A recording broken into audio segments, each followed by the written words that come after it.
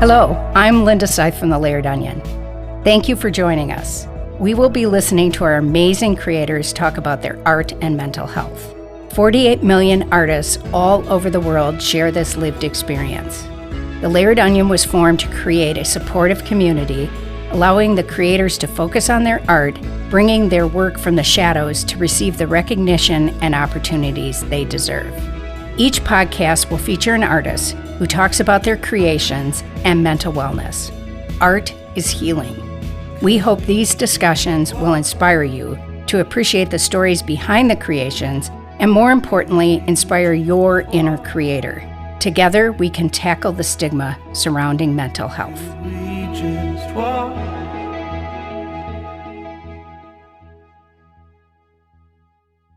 Hi, Dee. How are you? Doing well. How are you doing, Linda? Good. Well, Dee, maybe you can introduce yourself, where you're located, and the forms of art that are your mediums. Sure. So I'm Dee Rovetta. I'm based in Raleigh, North Carolina. And my mediums are basically acrylic, watercolor, and polymer clay. All right. Very cool. And I guess my first question is, what drew you to art? That's an interesting question because I think I've always been a creative person. I think one of the earliest creative endeavors that I got into was video editing. I taught myself how to video edit when I was like 11 or 12. Oh, and wow. That's kind of been, so it was really like a hobby thing. I would put like songs to like different shows that I was watching and stuff. And that was sort of probably like one of the first times that I did something creative, but I didn't consider myself an artist until about 2019. I've always been involved in creative stuff. I played clarinet for a while in school, middle school and high school. I did a concert band. I did color guard, people that, do all the flag stuff with the marching band and stuff, performed with them. And then art was more of a thing that I started doing as like a self-care practice. I think back in 2019, I was working at a preschool that wasn't really the best environment for me. And I was talking to my therapist and she was like, well, why don't you try like, painting or watercolor or something? And I remember looking at her like she had like 4 eyes. I was like, I don't know what that would do, but like, okay, like I'll try it, and then it's just blossomed into, me having shows and like all different types of things. So it's really been a blessing.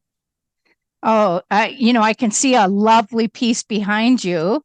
And that's one of the things I really have noticed. Your pieces are so full of color, but I also feel this flowing element through them. And when I looked at a variety of your pieces, I really feel this flowing energy. Can you maybe talk a little bit about both your color choices and is there a flowing or is that just coming from you? Kind of talk about it. I would say both flowing and both very like intuitive, spontaneous, not really thinking about what I'm doing in the moment. Because a lot of my work is like abstract, it's more focused on color and processing different things. The piece behind me, and I'm going to lift my camera up so you can see it a little bit better. Awesome. But maybe you could describe it for people who might be just listening. Absolutely. So it's this really big canvas. It's 36 by 48 inches, so pretty sizable on the wall. There's a lot of colors of reds, maroons, mint in the middle. And it's kind of like, how would I describe it? A lot of swaths of color kind of coming together, especially in the middle, kind of like curving towards the middle. The process of that piece, I just used my hands for that piece. I didn't really use any brushes or anything like that. And the reason why I did that is because when I was working in preschool, I'm working in preschool now, but when I was working in preschool, I had an opportunity one week to do the lesson plan for the week. So I was super excited because I was like, yes, like I get to like pick out different stuff and different books and like introduce new topics and everything. So we read this book about colors like mixing together, and then we did an activity where we used those colors. I think it was blue and yellow, and we were talking about how different colors make different things. And I let them finger paint on a piece of paper, and we hung them up on the wall. And I was just like, oh my God, like I can see all of these different kids, like personalities and how they like thought through how to work with the stuff on the paper.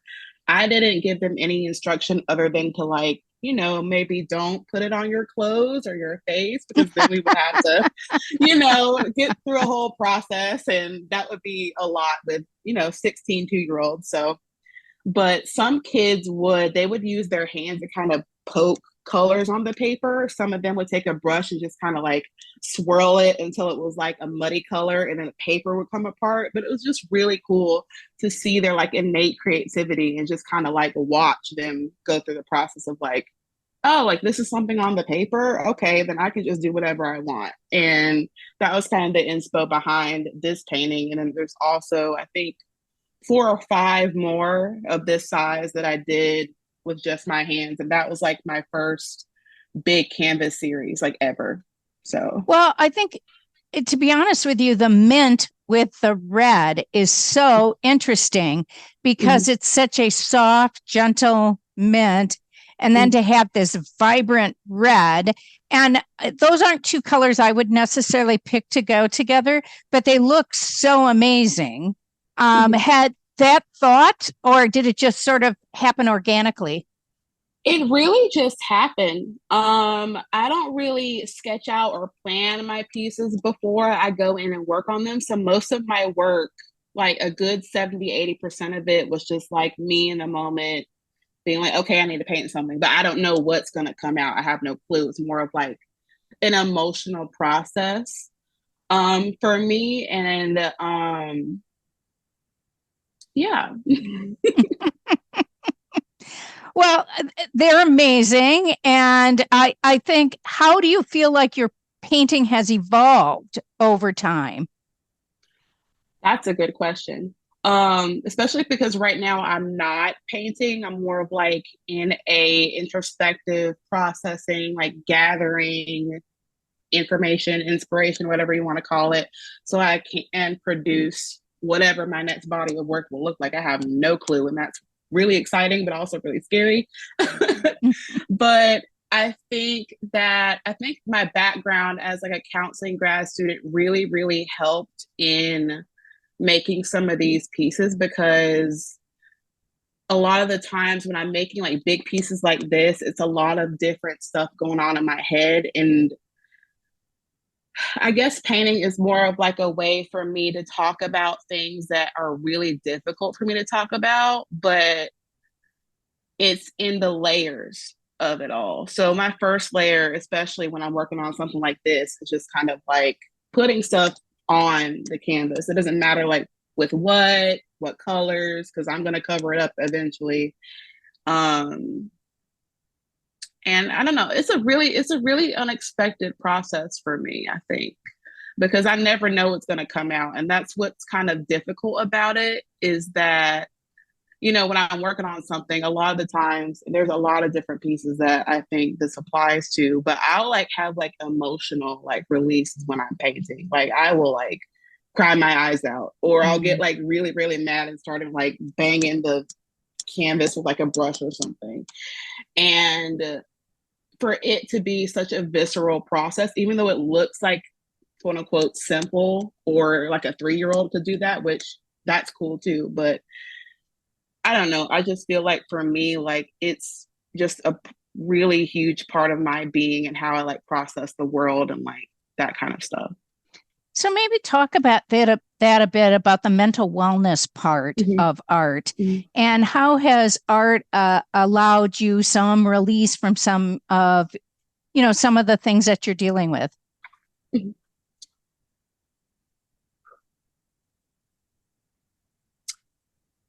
Yeah. So there's a piece, and I'll describe it for all of my friends that can't see it, but there's a piece that I did in 2021, and it's my favorite piece. I don't think I'll ever let go of it, because it's like it's such a good piece. But it's called Graceless Grief, and it's on a 36 by 36 canvas. And it's like this really, really rich yellow on the background. And then I went in with like a palette knife and put like this really soft pink on it. And then I was like, well, I don't know what to do with this for like 3 or 4 months. It sat in my living room and I was staring at it every day. And I was like, I have no clue like what this piece is trying to tell me. I don't know. So it just sat there. And one of the things that was really prominent in that point in my life is that like I was grieving a lot of different things. Grieving, not knowing and like wanting to get to a point of like self-growth, but not really having the tools to do that yet. A couple of really close people to me had unfortunately like passed away, and it was really sudden. And it was just a lot of different things going on. So once I felt like I had emotionally processed some of these things, I would start seeing different things in the painting. And if you look at it, I outlined the pink with like this black marker, and then I would start seeing stuff in it. So some people see like a dragon in it. I see this very clear picture of this person like just crying their eyes out. And there's like little blue tendrils that I had put in different places. And it's a really, really light blue. It's like I don't know if you would call it a periwinkle, but that's what I'm going to call it. But there's like really distinct things that I see in it. It's like the person at the top, like looking up and like crying. And then there's like these like praying hands type thing, and lots of different things. And I feel like when you connect like art to like the mental health and wellness sort of thing, I feel like the process of making a mark, of trying a new medium, or just like spending time with a piece for like X amount of time, I feel like that can often lead to realizations that you wouldn't have had if you hadn't chosen to process it in that way. And so now that I'm not painting, I'm just kind of like experiencing things, and going to therapy every week and talking things out. So I feel like now whatever comes out of this, because it's been a really, really hard few months for me, whatever comes out of it, I know that it'll be something that needed to be there in a way. Isn't that amazing how art helps us process? And I'm really, I guess I'm super impressed that you could have a piece for 3 to 4 months that you just kept thinking about. Patience is not my strong suit. So I would find myself drawn to do something just to do something. And so what a gift that you let the process sort of evolve. That's really truly a gift, Dee. So, kudos. Thank you. I will say that it doesn't come without strife or, feeling inadequate or imposter syndrome or all of these different things that artists like, go through emotionally when we're not actively working on the work. And I think one of the most important things that I've learned throughout this period of not doing, anything artistic is that I feel like letting the process unfold however it needs to, it's central to being an artist, because if you don't have downtime, then you're not really thinking about like, how am I doing emotionally, mentally? Like, what are some things that I haven't addressed that I want to address? Is this something that I want to talk about with a therapist or a mental health professional? Or is it something that I need to process through, creativity or whatever medium it is? So yeah, I just think it's a really important part of being an artist or a creative. just taking that downtime, processing, because I know we all have, amounts of like trauma or difficult moments in life or things that we aren't going to get closure from. And I think that it's really important to kind of like sit with yourself and the work, but don't like pressure yourself to make anything if you're not like mentally ready to do so. Just for me personally. So, That you just said something that honestly, I don't know that I've ever heard anybody say, is that we may never get closure from something. mm-hmm. And I think we strive for this closure, but actually, Dee, that is a really powerful thought, is this idea that you have to have a little bit of, I don't know if awareness is the right word, or just comfort in the idea that you may never get closure on something. And, this is, it's kind of a different sort of take, but, my father passed away. Both my parents are gone, and my father passed away. And constantly I am now thinking about, why didn't I ask? Why didn't I find out this? And you know what? There's nobody alive to ask. So I'm just never going to get closure. I'm never going to know. And it sits funny with me, but maybe I'm going to think about it differently now, Dee. Yeah. Because I feel like, and, just for context, like I had a mental health crisis back in February, and, I thought, there's nothing wrong with me. I went through all of these different stages of like, I have no clue. And turns out that my anxiety and depression was like bipolar instead. So I've been kind of like grappling with that, but also looking at the past and being like, okay, so that's what that was. Like it's kind of like rediscovering yourself over and over and over again. And there's also things that I really regret, but if it happened differently, if I did do the things that I said that I should have done or could have done or would have done, would the outcome have been different, or would it have been something like even worse? I have no clue. So it's like we kind of have to have a comfort in not knowing how things would have gone, because we don't know if it would have gone like left or right or up or down. We have no clue.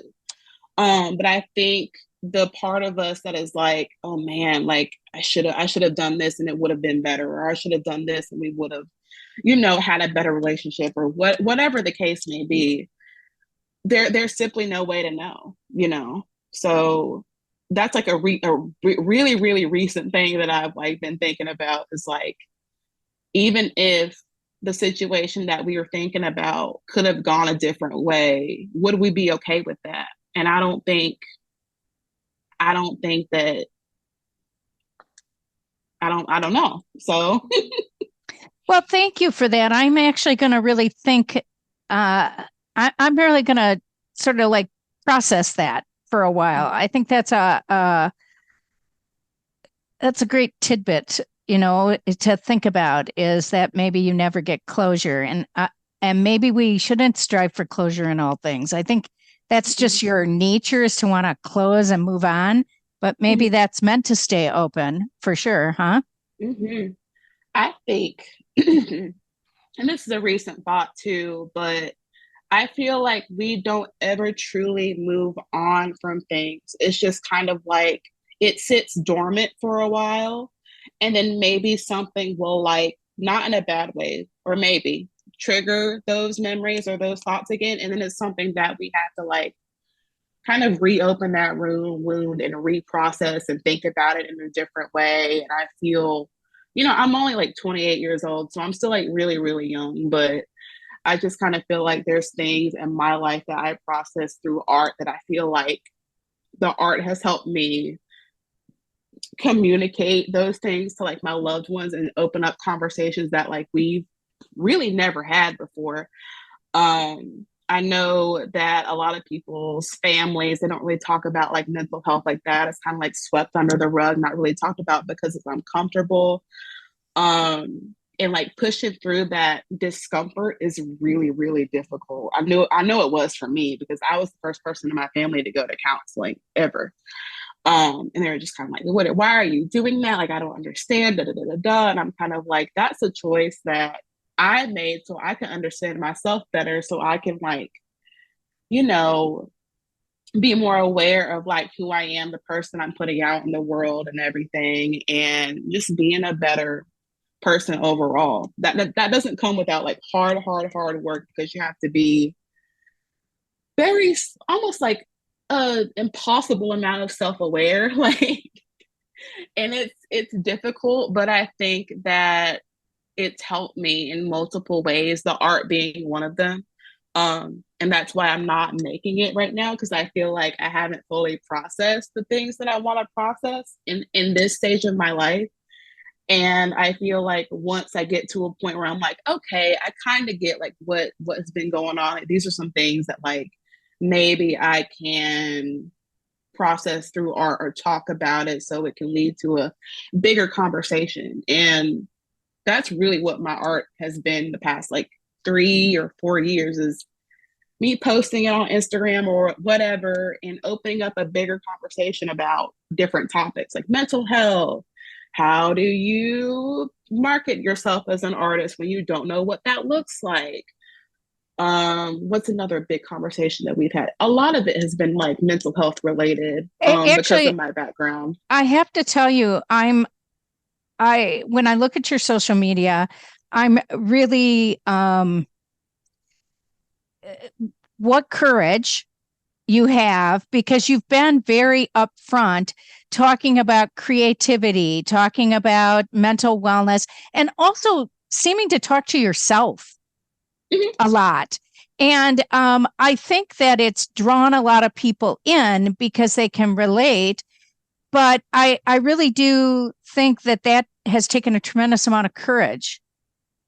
Oh, absolutely. And I really appreciate that, because my Instagram account is like a visual diary to myself first. When I post things or I have a hankering to post something, I'll kind of like reflect in the the comment section about different things. And it's really been validating to kind of like build the sort of community that, while they might not understand like 100%, they at least can relate, because some part of their life speaks to what I'm talking about. And it's just really, really cool that something like just me being like, okay, like I posted this piece and I didn't like it, so I painted over it, and we can talk about like, the fear of change, or, how do you get past like uncomfortable situations or uncomfortable things that have been dormant in yourself that you now talk about through your art, but it doesn't have to be anything more than what you want to share. And the rest of it can be like private, which is cool too. So. Yeah, I just really, like I said, kudos. I mean, I think it's grand, and I think I without knowing you really intimately, I feel like I know you, which is awesome. So, well, one thing I want to turn to is your earrings. I know you also do a lot of jewelry. Could you do a close up of your beautiful earrings? Yeah, so these are a prototype I just made a couple of weeks ago. And I just kind of got an idea, but the little things that you see in there's a ton of like different color beads, different shapes and different sizes. And they're set in this translucent polymer clay. And if you don't know what polymer clay is, it's kind of like a vinyl-ish material that isn't really clay from the earth, but you can like chop it up different colors and, chop it up again and then lay it out on like a glass thing, and you use like cutters or like what's it called? Like a little craft X-Acto knife, and like cut out shapes, bake it in the oven, and then you drill holes in it and it becomes like a different thing. A lot of people use it for like wall hangings, like little jewelry, bowls, like little trinket things. It's a very, very versatile medium. I love it. But I've always been like a big earring gal. Like I love colors even in, earrings. And I think it's been a couple of years since I started that. I just decided that I wanted to make earrings one day and I went out and got all the stuff to do it. So Well, you know what I love is I love big earrings and I love they're colorful. Of course, I have a short neck, so I sometimes if I get big earrings, they like rub on my shoulders. But I definitely do have pairs like that where they're like this big. Yeah, but the like thing is, they're nice and lightweight. Those polymers, aren't they? Yes, yes, yes, yes, and that's what I love about it because I'm the person that has like a stretch like earring hole from wearing like those big, huge, heavy earrings. And like while they're really, really cool, I just kind of felt like I needed something that was could be like adaptable to like different people, especially because I know I'm like sensitive about like weight and how things feel on my ears, especially. So that was something that was like really important to me, is that I got into a medium that could be used by a lot of different people. Well, I'd really encourage people to look because I think there's a difference between your canvases and then the earrings. And I think that it's kind of fun because there's such a different approach. And maybe because it's a small, surface, or maybe it's just because it's a little bit more, I don't know what the word would be, but there is a difference in your style, I think, a bit. Oh, absolutely. I find myself gravitating towards like more like the shape that the like slab is. So like when I go in, especially for something like this, the process is a lot different than if I was making a pair of earrings that I just like, use a cutter and cut the pieces out of the little slab thing. Oh, okay. For these, I have been hoarding like the most like just horrendous amount of like beads, and I have been like trying to think of what I can use them for, because I don't really have the like hand coordination to like actually like bead things. I can't. I like to do boom and there it is and I'm done. So with these, I kind of like sat down after a day at work and I was like, wait, I can like set these in a piece of translucent clay, and then when the light comes through them, you see the beads and it'd be cute or whatever. So I just kind of like made a pair for myself. So. Well, super cool. That's fun. So what, I have a completely different question. What advice would you give the younger Dee? Now, with what knowledge you have now, what advice would you give your younger self? Oh my goodness. Yeah, that's a question. I would say to not give up on something just because the people around you are saying that it won't make money. Because I feel like capitalism is the bane of creativity's existence, especially because now you see all these artists on Instagram constantly promoting their art, saying, buy my art, buy da, da, da, da, da. And buying it is only one part of that really beautiful process of just going into something and being like, I want to create something, or I want to do something creative. And it doesn't always have to end in the sale of something for it to be successful. Another thing is that you won't always feel so othered. And what I mean by that is I started showing symptoms of like mental health stuff like really young. And I always was thinking that something was wrong with me, or I had to fix something, or there was something like just unnamed that I couldn't put a finger on it for a long time. I was like, there's something going on. And I'm different from everybody else and I'm around, but I have no clue what that looks like. And I think for me, being neurodivergent, especially like as a, somebody that's going to school to be a counselor. I think that has put such a like unique perspective on the stuff that I'm learning, my artwork, how I, process different things.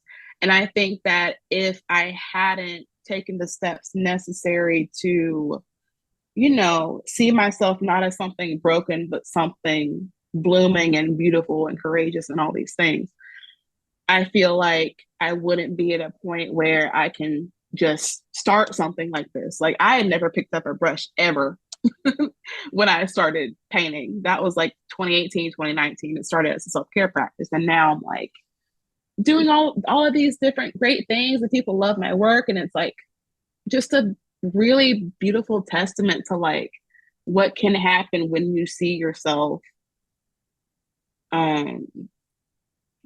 as something or someone that is like always going to be a work in progress, always learning, always like, connecting with different people.